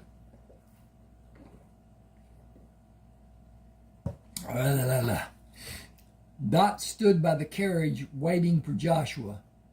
As he stepped from the bow to the pier, she ran to him. I will not endure this heartache again. When you leave, I will go with you. He drew her to him, put his arms around her, and swung her around. I am not going anywhere for the next 2 hours. Will you fill them for me? She laughed and looked to see who might hear. Filling is almost all I have thought about since you left me. We should already be married. He turned to look at Diego. Will you be my best man? Diego bowed. I will be honored. Joshua took a ring box from his pocket. Will you marry me? Dot jumped into the air and threw her arms around his neck. You know I will. He placed her back on the pier. Now? She grinned. Absolutely. She looked past Joshua. Clara, will you be my bridesmaid? I will be yours. Clara said, I am anticipating a question from him at almost any time. Dot said, I am not talking about any time. I'm talking to you about right now. Without looking, she said, Diego, I need a ring. Dot said, you can use mine for the ceremony. I will get it back afterward. She hugged Joshua and pulled away smiling. This is forever. Are you sure? I have never been more sure about anything as I am now. I want you and I need you for so many reasons. I physically ache when you are not near me. I am not able to fully concentrate without thinking of you. The whole time I was in Mobile, thoughts of you and the little things I remembered about you kept pushing into my mind. I wonder if... Joshua stopped walking. No, it is not wondering. That statement is not right. I believe I will not know soundness of thought until all my questions concerning you are resolved in my mind. That cannot happen unless we are together and I am able to learn what our needs for each other are. There are so many tiny aspects of my needing to know you. I do not have words to explain. When you're not with me, I feel a part of me is missing. I need to mentally join you by knowing how you are and what you are, and every little question will not be answered until I spend time with you and able to know the real Dorothy Lynette, traitor Crammer. You will not be the same person after we are married. I will not be either. Ma told me when I was a child how being married changes a person. She said it happens without fail, even in a good and beneficial way or a bad and detrimental way. I believe we will make each other better. through caring for each other and supporting each other. She said we will be stronger, more responsive, more trusting, happier, content, and elevated in every sense of our personal progression. Oh, she said we will know joy we would never have without having our love. Dot said, come with me and begin our progression. Daddy said his life changed when he carried Mama across the threshold. He said he felt all the bad in his life just disappeared from his mind. He changed from the reclusive, distrustful person he was before. His thinking changed forever, and he became a better man. He felt he had his missing helpmate, and he would always have a better life with her helping him. Mama told me he was able to function after they married, as he had not done before. When I was 20, he said he would not have been the man he was and accomplished all he did without Mama. When he was dying, he told me that I took her place in supporting and inspiring him when she died. I made him stronger. I know without a doubt it was him that made me stronger. Hang on just a second. Oh, hoo. And, okay, we're not there yet. When I shot Mr. Wasmer, it was not because he stole from me. It was because he stole from Daddy, and he stole from my memories of Daddy. Daddy's people had too much respect to steal or do anything bad behind his back. Does that make sense? Joshua turned her to him and hugged her. Do you understand it? Does it make sense to you? That is all that matters. I love you for who you are, and I love you for how you are, and I love you for what you are. Does that make sense? She reached up to kiss him. It does, completely. This is chapter 14. So I've done two chapters. Okay. Joshua was drawing on a large sheet of heavy paper in the parlor when Dot came to stand near him. What are you drawing? The plans for the roaster unit. It has the shape of Mallet's mortar, but the opening is smaller to allow the heat to be retained longer and the contents to be dumped quickly. It is circled with gears to turn it and an arm to elevate it away from the skirting, which will direct the heat up to it while it is in the normal down position. Once it is elevated and the opening is lowered, the beans or the ground beans will be dumped into a pan with wheels.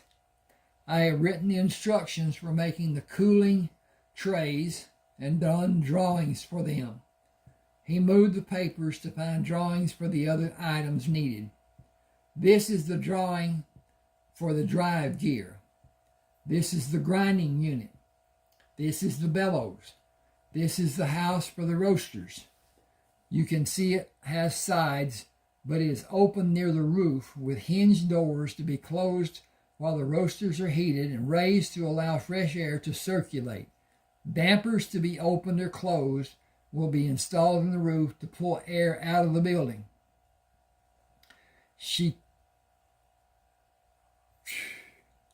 Hang just a second.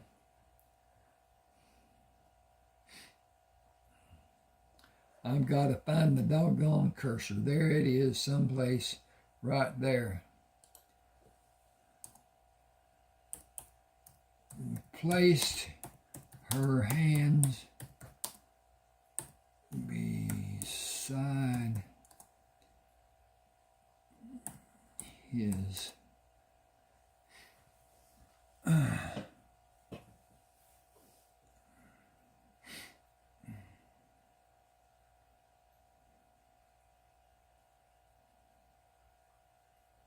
She placed her hands to hold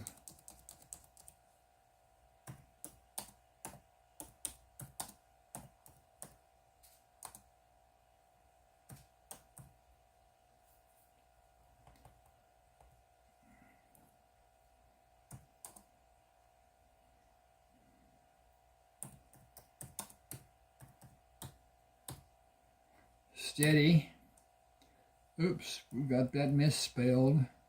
I just had this. This was just nothing there. She placed her hands to hold his head steady and kissed him. Okay.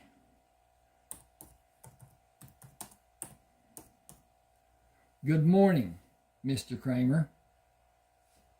Well, that's got a... Boy, oh boy.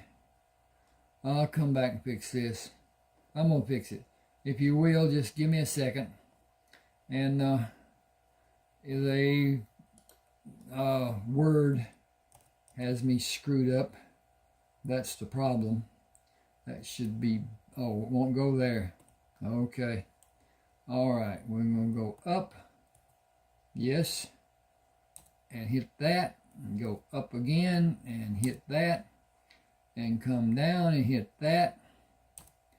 And go up and hit that and hit that, and it's fixed.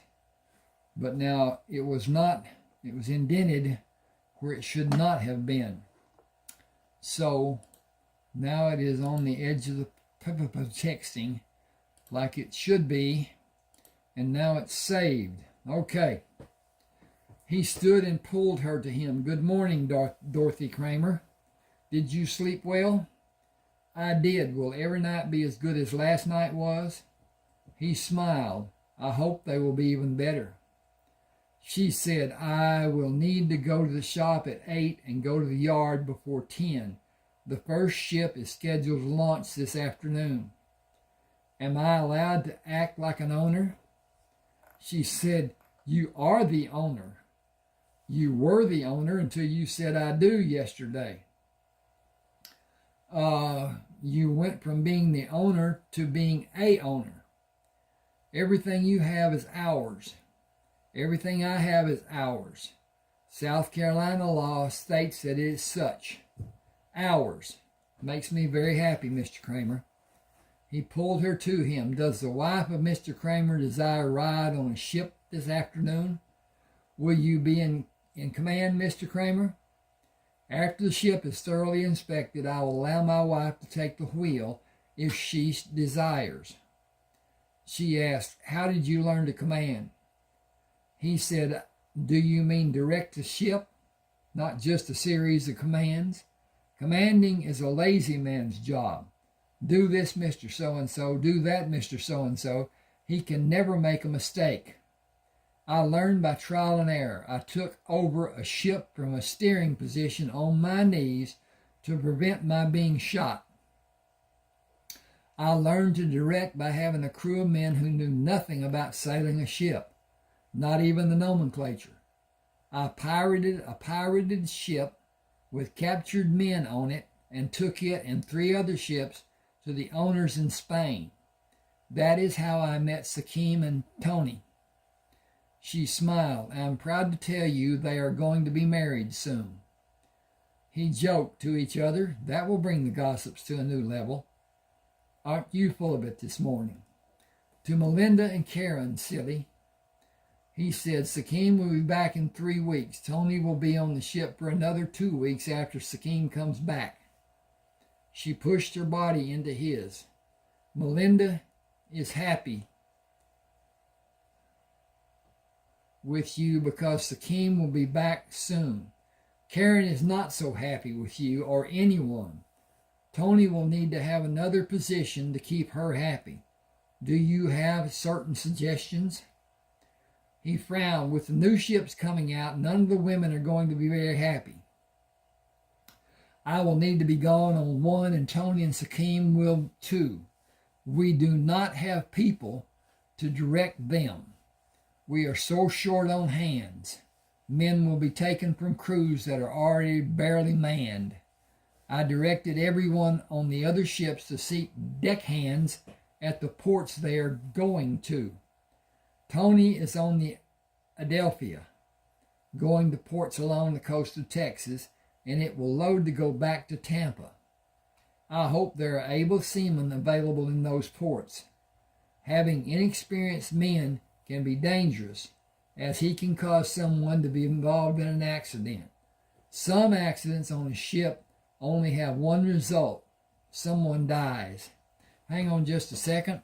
I need to make certain this is of length that it needs to be and not hurting anyone. But anyway, all right. He tried to lighten the moment. There are only 2 ropes on a Spanish sailing ship by terminology: the bell rope and the main mast rope. Yet a rope locker exists where the lines are stored, and new men must learn the ropes. Curious. If Tony is able to find men, it will be 3 or 4 weeks before he will be able to bring them here. Dot came from her dressing room in the office of the trailer shipyard, dressed in what she called her working clothes: leather gloves, boots, pants, and shirt. She held her arms out from her sides. Working clothes. Are you ready? Joshua said, hail or high water, I will follow you. What's first on the list? One ship has left the slip. It had a full inspection. The crew is on it and is waiting at the pier. Joshua swung his hand across his body. Lead out, Scout.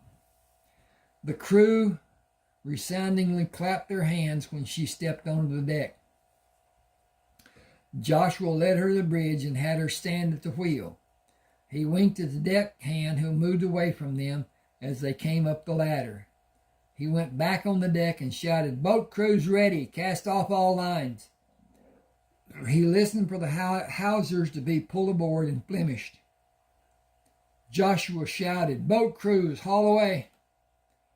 As the ship began to move, he held a line anchored to the top spar of the main mast. Sail crews, go aloft. Dot stood with her mouth hanging open when he climbed hand over hand to the top spar. She turned to the man standing at the bridge with her. You can take your position. Joshua was just showing me the ropes. He moved closer. I am Carl Townsend. I will help you if you need my help. Otherwise, I will just watch a man do things I've never seen done before. You know who we are. Yes, ma'am, but I've never seen anyone take command of a ship and shinny up a rope like your husband just did, and go all the way to the top using only his hands and arms. Simply amazing. Her pride was evident. He is an amazing man. What will we do next? The boats will take us out into the harbor. When the water is deeper and the wind is right, we will get under sails. The ship will do maneuvers to make certain it will perform correctly. When your husband is satisfied, we will go back to tie the ship to the pier. She said, his name is Joshua. Yes, ma'am. Joshua looked at the mast but found no banners flying. We need banners for the mast. He used the rope to move down to the main deck and took a blue banner from a deckhand. What is your name? Tommy Childress, sir. Can you climb? Yes, sir, but on the net, not like you. Joshua said, can you have other men take the banners to the other masts if you take one to the crew of the aft mast? Yes, sir. Joshua pushed the banner into the pocket of his trousers and climbed to the top spar. He swung around the net and held the banner out. I need someone to attach the banner. Anyone can care to volunteer? James Haltom took the banner. I will, sir. The ship performed in excellent manner due to Joshua's directing the crew's abilities to handle the sails, the helmsman following orders, and a lack of weight to slow the ship's progress. After making the turn to return to the pier, Joshua maneuvered the ship into the channel away from the pier and made a turn to come back to its original berth. He shouted, we will not use the boats to pull the ship to the pier. I need heaving lines on the outside of the rigging, aft to bow. Heave the long line from the bow to the pier. Run it through the aft hawser hole to tie it to the hawser and pull it to the pier and wingless the ship into the berth. He looked around the crew. Can we do that?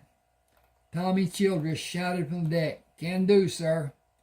With the hawsers run out to the pier and attached Got a fly. Don't know. Anyway, Joshua called the crew together on deck. Our maiden voyage was exemplary. Everyone performed well. I want to see a show of hands if you have seen sea duty. Only 4 men did not raise their hands.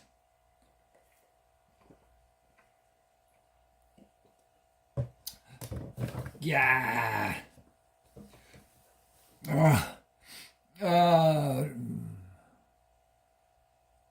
Thank you. I want to also thank everyone for this day. I enjoyed it, and I hope all of you did also. Tommy asked, undoubtedly you have commanded a lot of ships. We have taken ships out to sea trials many times, and different men have commanded. No one has ever done so well as you, and no one has ever climbed like you. I could not believe you could do it and come down and do it again. I think it is all of us who should thank you for this experience, you and Miss Dot. He threw his hands up and shook them violently. I'm sorry, I guess we'll not be calling her Miss Dot anymore. I am happy to say my name has changed to Crammer. She linked her arm through Joshua's. This wonderful man is my husband, Joshua. We were married yesterday. These ships coming out will require men to sail them. We are in need of able sailors. If you know someone, please send him to my dress shop. Tommy Childers asked, do you need an old salt to command this ship? Dot asked, why? Are you asking to be considered? He smiled, I sure am. We take the ships out and then we're just flunkies. Let me go out on the ship and come back to bring the new ones out, and then my ship is ready. I will go back to have a sailor's life. The other men waited for her to answer. She looked around at them, seeing the questions revealed on her face. Are all of you asking to be signed on to a ship? To a man, they all answered yes. She turned to Joshua. You have the floor. This is out of my league. We are losing manual laborers, but gaining able seamen. Joshua said, I want to see how you handle a crew, Tommy. 5 o'clock tomorrow morning, all of you be here. I know it is early, but there's so much to do. Gerald Akers said, do you want other men? Joshua asked, what other men? Gerald said, those that work at night and on other shifts and at the warehouses and all around the harbor. There must be close to 250 altogether. Joshua said, there are 5 ships to be manned the next 2 weeks. I want to see how all of you do and determine how to utilize each of you. I have to tell you that we're going to have Negroes also. I want to keep tempers in check, and we'll probably have one ship's crew be comprised of Negroes. You may never be asked to sail with them, but it might happen. If you feel adversely about sailing with them, you might want to check the crew list on your new ship before you board, just for good measure. I will not fault anyone if your preference is limited. Be here at 5 and we will take 3 or possibly all the ships out. I will talk to the others tomorrow after working hours. Holding his right arm behind his back, Joshua knocked on the door to Dot's house, stepped back and squared around to face the door. Oh, there should be a skipping right there. Okay, what we're going to do is dink here. 1, 2, 3, 4, 5, 6. Then we're going to cover that. And we're going to go up to home. And we're going to hit 16. And then we're going to come over here and hit center. And that's done. Okay. Now that's a holding place, so that they know it's a skip between the scene we had and the scene we're having. And he knocked on the door and stepped back and blah, blah, blah. Tessie opened the door and smiled when Joshua put his finger to his lips. She whispered, she's in the parlor. I can take those in a vase with water in it and take them to her if you want. She's been fretting all day long. Should have gone with you again like she done yesterday. He whispered, thank you. Dot jumped out of the chair and ran to him when he entered the parlor. I have missed you all day. I was asleep and barely remember you leaving. And I felt so lonely when I woke and you were not here. I have been close to tears all day. When you leave on a ship again, I will be right beside you. Can you accomplish what you want to have done in 2 weeks on the ship and come back home? He said, maybe even less time than 2 weeks. I want to observe Tommy and Gerald and instruct them. Everyone can possibly learn newer, better methods. I am wondering about your name. Why are we calling you Dot instead of Dorothy? Mama wanted to name me Dorothy for my grandmother. Daddy wanted to name me for his Aunt Lynette. Daddy allowed her to name me Dorothy and use Lynette as my second name. I think it's his way of saying to my mother, I love you, but you pushed me into letting you win. I will never call her by a name you choose. He called me Dottie. Mama kind of pushed back and called me Dot. After the fight, and when the kids started calling me Dot, many of them eventually called me Dot. Both of them eventually called me. But they had a beautiful relationship and loved each other, but they were both strong-willed people. He changed so much after she died. I think he just lost the will to live near the end. He could not do anything except live for me after her death. But he was not the same person in so many ways. He visited her grave every day. He took me with him until I was 12, and that year slowly stopped going every day and taking him with him. Or so I thought. He only stopped taking me and went alone. I think his heartache grew until he could not control his emotions, and he did not want me to see. He died when I was 19. Joshua asked, what age were you when she passed away? I was 9. Ooh, I got a problem down here I need to fix. Okay, dink. All right, and then I got to go up here and hit this button, and hit that button, and hit that button, and hit that button, and we got everything fixed. Hope. Okay.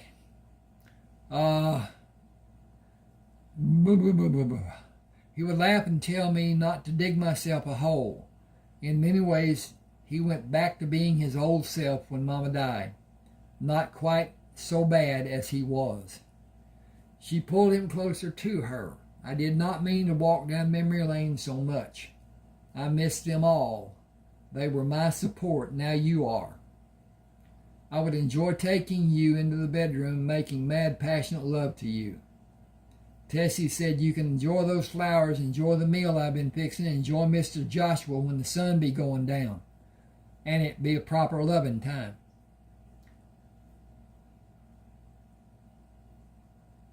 What? Oh, darn, something making noise.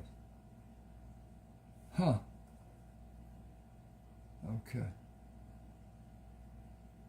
Sound like a bunch of hornets. Okay. She pulled him closer to her. I did not mean to walk down. No, got that. Oh, she thinks she has to mother me. She has been trying since Mama died. Joshua said, I have been trying to mother almost 200 men for almost 2 years. The head count increased to almost 300 before we left the Mediterranean. I want to change that circumstance to managing almost 450 men instead. We need another 150 men with the new ships. Sakim has managed the bank and has people in positions that allow the operation of the bank to function smoothly. I would like to have Tony manage the shipyard and piers and warehouses. All that needs to be done is institute policies for the coffee and sugar units until I can find someone to manage here. Manolo will manage the mobile units. He has settled in very nicely and even has a serious girlfriend. Hang with me just a second. I think I'm just about to find a place. And okay. Okay. This is chapter 15. Lynette Taylor Crammer was born on September the 17th in 1818, 3 years after Joshua and Dot were married. Dr. Samuel Butterman carefully held her out to Joshua. She has everything she is supposed to have and is all in the right places. Joshua looked at him without speaking. Sam smiled. She is healthy and hearty. She progressed to full term, and she and her mother are doing fine. Delivery was fast and gentle for mother and baby. Even her father made through the process, unscathed. Do you have cigars to celebrate?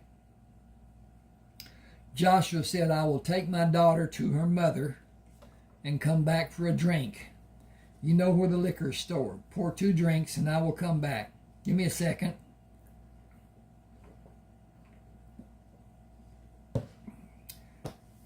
He started in the bedroom and met Tessie in the hallway. I ain't going to try to wash these sheets.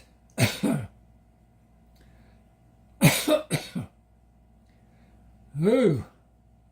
Burnham will have to do. She looked at Lynette. She's shown up pretty. Most babies is downright ugly. She looked like her mama. I got to get this mess took care of and cook lunch. You all done missed breakfast. Joshua gave Lynette to Dot and kissed her forehead. I have a tradition to fulfill with Dr. Sam. Can I bring you something when I come back? I would like a glass of milk, please. What is that? Don't know. Fell off. Okay. Do you want to hold her or put her in the cradle? I want to hold her for a little while. I'm not sleepy, and if I become tired, I will put her on the bed with the pillow to cradle her against me. She cuddled Lynette and looked up at Joshua. Do take your time with Sam. He has been so good for me through our pregnancy. She grinned mischievously. You should be aware that all the girls will come to see our daughter today. He said, is that the reason the father and doctor celebrate with a strong drink? To bolster the father's confidence about facing the looks of disdain he will be getting from the attendants? She smiled. I think most men will only find an excuse to drink, one excuse being equally as good as another. He said, I need to make a round today. I did not go yesterday and need to check to see if anyone needs help. No one would bother me for any reason, knowing the birth of Lynette was near. Everyone will want to know how you're both doing. I will give your regards to all of them. Tell them you are thinking about them and ask for their prayers. Joshua bent and kissed her forehead. I will be back as soon as I possibly can. Dot said, shooey. It would be considered you to have your drink and see that your dental hygiene. Joshua said, I have not been close to doing anything for the past 2 nights. I will exercise my elbow in a bit. Thank you for embarrassing me. She said, I love you even if you can wilt a flower from across the room. He smiled. Very funny. Everyone loves a comedian. Joshua took the glass Sam offered him. She is in a good mood for a woman who has gone through that lengthy ordeal. Sam said she was calm and the delivery was fairly easy for her. Some women have much worse pain than she exhibited and scream as loud as their lungs will allow. I try to remain calm to reassure the expectant mother, but it becomes difficult sometimes. Dot listened, even when she was in pain. Her demeanor was remarkably composed. I hope Dana will do as well as Dot did. I am going to be nervous enough as it is.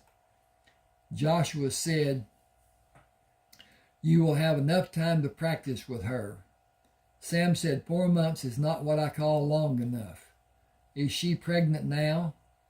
She tells me we will have a boy. Congratulations. Dot told me the girls will be over to see her and Lynette today. I do not want to seem like I'm hiding, but I was with Dot all day yesterday without seeing about business. There is usually some crisis that needs my attention and direction. I told the men to make a decision as if they are the owners. Indecision is a failure in itself. I sometimes have an urge to go to see my old home and be gone for 4 or 5 days and force them to manage as their position requires. Manage and not wait for help. Sam asked, you have not been to your old home place since we got to Charleston? Joshua said, I planned to and I want to, but the ships and the men held me, and then Dot sabotaged my life, and now I'm indispensable for so many people. And today I am a father, which further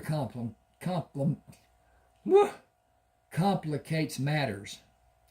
I cannot take them with me for some time, and I will not be away from them. They need me, and I need them. After all, it is just an abandoned log house with 2 grave sites, old memories of a life swept away. Sam said, I will see my patients again and go back to being indispensable like you. My patients can find more ways to injure themselves than anyone can imagine. These past years, I have seen about, these past years, I have just about seen it all. My primary function is stitching someone back together or prescribing something from Sakim's herbs for indigestion or diarrhea.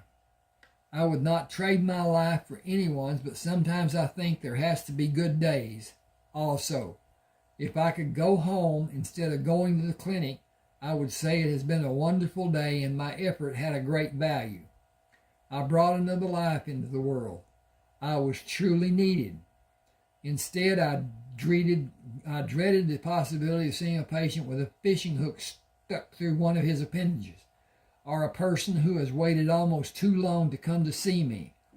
I am certain someday I'll be forced to amputate because someone did not follow my directions and take the prescribed preventive measures. I am forever aghast at the people who will blame me for that occurring.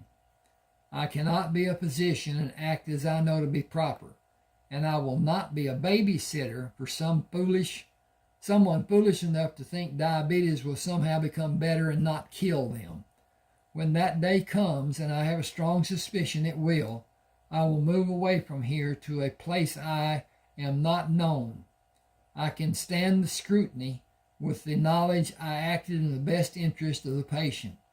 I will not subject my family to scorn and ridicule. Joshua said, I had no idea things could be so alarmingly bad. I had no idea things could be so alarmingly bad. Sam said, maybe not today. I remind myself every day when I wake, maybe not today. Joshua joked, as the psychiatric patient said, well, I'm off. I'll see you later, but there will not be a fish hook in my finger. I hate fishing. To me, it is a jerk on one end of the line waiting for a jerk on the other end of the line. Thanks, Sam. Sam said, later, Joshua first went to the bank and found Sakim at his desk. We have a healthy baby girl. Hang just a second. And, okay. I will send out flowers. Lynette? Joshua said yes. We agreed many moons ago on Lynette for a girl. He studied Sakim, considering how he would speak about Sam. I just had a very interesting, appalling conversation with Sam. He told me believes he will be held accountable for someone's bad experience. If someone will die, he will be judged to be culpable by someone's ignorance. The scheme says it happened to me, but on a small scale, as no one died. Several times I have given a poultice for a wound, and someone ingested it, or herbs to be ingested that someone bound to a wound. I am never able to say things so people cannot misunderstand my words and directions. I have had an occasion where I was positive my instructions were crystal clear, and a woman's husband told her to take the poultice with a drink instead of applying it. Sam is right to be concerned. His profession can have more repercussions and even a dire consequence. People die, and sometimes the survivor needs to point an accusing finger at someone. Grief drives some people to unfortunate actions, and once it is done, there may not be a way out for Sam, even for his safety and for his family. Joshua said, I will not allow that to happen. Sakim said, you will not always be where you can intercede. True, and he will never allow someone to be near to protect him. Joshua sat in the chair. How's your day going? Sakim held a stack of papers. Orders for coffee. The Charleston plant requires expanding, perhaps as much as threefold. If these orders are an indication, Mobile requires expansion also. That will require more ships, and revenue will be lost from not supplying those customers we have been servicing. We have a backlog of more than a week on coffee orders, and the market is growing. Joshua said expansion for both of the plants is underway. The equipment will be here and in Mobile in a week to 10 days, but only doubled. Sakim said doubled will help, but the people are just learning about ground coffee. Our business is going to become more than we can handle. I suggest more plants and more shipyards. Tony has almost the same problem with the shipyard as I do with the coffee, and the revenue just continues to grow. He smiled. Do you even know what your family's net worth is? Joshua said, no, and I don't want to know. I have never tried to keep an accounting of the money I gained from the days we spent on ships, and most of my increase is from Dot's holdings. That is hers and Lynette's. Sakim asked, do you consider the ships and the coffee business theirs also? In part, yes. My friend, Tony and I have close to $500,000. We are poor in-laws compared to your worth. Joshua threw his hands up. Enough. I am happy, and that is all I want to know. It could all be lost tomorrow. It will be hard to pick up and start over if that happens, but I am prepared. Sakim said, you could leave here right now as an extremely rich man. Joshua smiled knowingly. I can leave here any time as a rich man. Sakim asked, you are prepared? Yes. Okay, that's going to okay. Sakim asked, you have surplus put aside? Yes, enough. Have you been to the coffee sheds lately? Sakim said, I was there this morning. Everything is great except not enough. Titus has proven to be a good supervisor. He is hard, but he is fair. The men respect him. Joshua leaned back in the chair. You and Tony are safe from King Ferdinand. That is not true for me. Since all the Dons died, the new court has questioned my disappearance. For the sake of many hundreds of people, I must never be found, or any part of my life here allowed to be documented. My name is not affiliated with any of the businesses as Joshua Simpson Crammer. It is J.S. Crammer. It cannot be inherited until my children is of the age of 25, my child. I have left instructions for the operation to be directed to you and Tony jointly, with compensation to be equally divided by the two of you. Cecil Thompson has instructions in my will. They are signed as J.S. Crammer, and they are witnessed. That is as safe as I'm able to keep everyone. I have copies ready for you and Tony if something should happen to me. Hang on a second. I know you will guard my family. Sakim smiled, rest assured. Joshua said, that is a gruesome thought. Have the buildings ready for the new equipment. Manolo has been advised. Where have you considered locating other plants? Sakim said, on the East River of the city of New York. I have made inquiries and several locations are available, giving you a multitude of choice locations. It will supply the city, and that will be a large market. Build 6 or more stores in the city and several in New Jersey and sell exclusively roasted coffee beans and ground coffee beans and anything related to making coffee. Okay. Okay.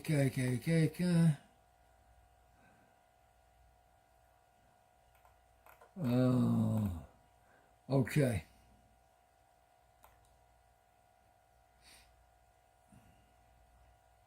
All right. I think I need to quit here, and I'll do another video to follow up on this one. Yes, and whatever it is. Please subscribe to my channel. Hit the like button. Those two things really help.